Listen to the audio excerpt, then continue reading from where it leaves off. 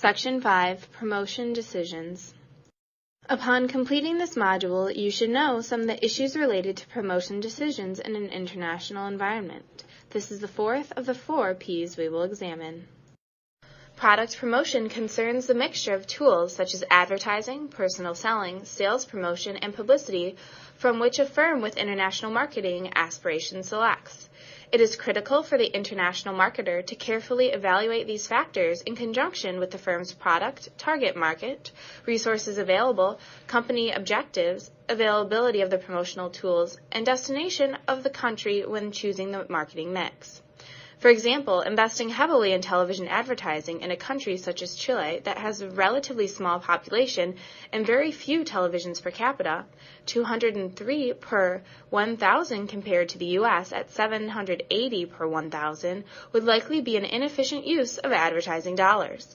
We will examine product promotion differences between domestic and export markets in the following topics: advertising, personal selling, sales promotion, and publicity. A firm has a variety of options from which to choose when creating a media strategy. The choices include television, radio, print, and outdoor advertising. Certain media selections make sense for some countries, but not for others. For instance, Peru and Mexico see a higher percentage of advertising dollars spent on television advertising than any other country. Meanwhile, Kuwait and Norway see the vast majority of advertising dollars in their countries spent on print media. Outdoor advertising plays an entirely different role in Bolivia and Germany. The decision to choose one strategy over another will depend on your product or service and where the best place to reach your customer is. The international marketer must also deal with government regulations when choosing the advertising media mix.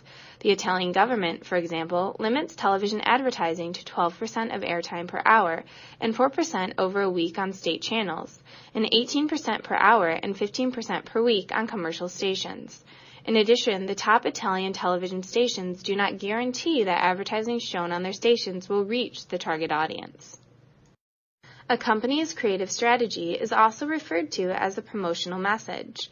The promotional message is all about determining what the consumer is really buying, what their motivations are for buying it, and then delivering a promotional message that will cause them to follow through with the purchase. The consumer's motivations can be grouped into 3 general categories from which the international marketer creates a strategy. First, the strategy will depend on how widely available the product is and how much of the country's population can actually use it. For example, only 1% of the entire Chinese population and just 10% of the urban population in China has a personal computer. Thus, investing heavily in marketing software products in China could prove unfruitful at this point. Second, the international marketer needs to know by what criteria the consumer will evaluate the product. Campbell's Soup learned that instant soup was not popular in Italy, Brazil, or Poland, where people were accustomed to making soup only from scratch. Finally, the product position will come into play. Perrier, positioned as a premium mineral water in the United States, is a commodity product that is positioned so that consumers will pay for it. This positioning might not be a good fit in other countries, however. Promoting a product can entail more than just advertising. In fact, forming, training, and maintaining a sales force makes perfect sense for certain products. The required investment of resources would undoubtedly be large, but the payoff could be even greater if the personal selling strategy is planned right. Forming a sales team based overseas only makes sense for goods that are expensive or that are purchased only rarely by the target market, such as industrial equipment. For example, Caterpillar, a producer of large construction equipment such as earth movers, has a worldwide dealership network and sales force that meets with potential customers on a daily basis. They even bring the equipment to the potential customer's work site to demonstrate it. The difference between personal selling domestically and abroad is that international sales offices should be staffed with local people and be standardized. Local salespeople have a better feel for the customs and buying tendencies of the local market, while standardizing reduces costs. For smaller companies, personal selling will include training the local sales team and supporting them with overseas meetings occasionally throughout the year. These meetings may be based on new product launches, major customer opportunities, or around trade shows and other overseas meetings. Eastman Kodak uses personal selling in its international operations. A producer of an entire line of picture and print media equipment such as film, cameras, and copiers, Kodak has designed its own international sales promotion plan. Kodak assigns its salespeople with specific roles aimed at satisfying the customer. Duties are clearly defined and are, therefore, not duplicated or missed. For example, the European operations of Eastman Kodak are very specialized. One person takes charge of the entire copier duplicator program for each country and is responsible for sales and service within that single country. Customers receive attention from 3 different salespeople with specialized duties. The sales representative fosters the relationship between Kodak and the customer. This entails demonstrating the product, analyzing customer needs and desires, recommending the right product to the customer based on those values, and ordering the product. Meanwhile, service representatives install and maintain the equipment at the client site.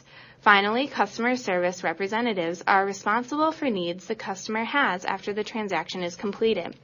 This includes training the customer on how to use the product, resolving technical problems, and other product or service-related issues that the customer might have.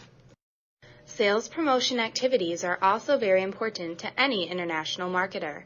Sales promotion involves couponing, sampling, premiums, consumer education and demonstration activities, cents-off packages, point-of-purchase materials, and direct mail. In other words, promotions are any activity that gives a potential customer the extra incentive to try a product for the first time or permanently switch brands. If you have ever been enticed by the free cheese and crackers plate at your local grocery store, you experienced a sampling sales promotion.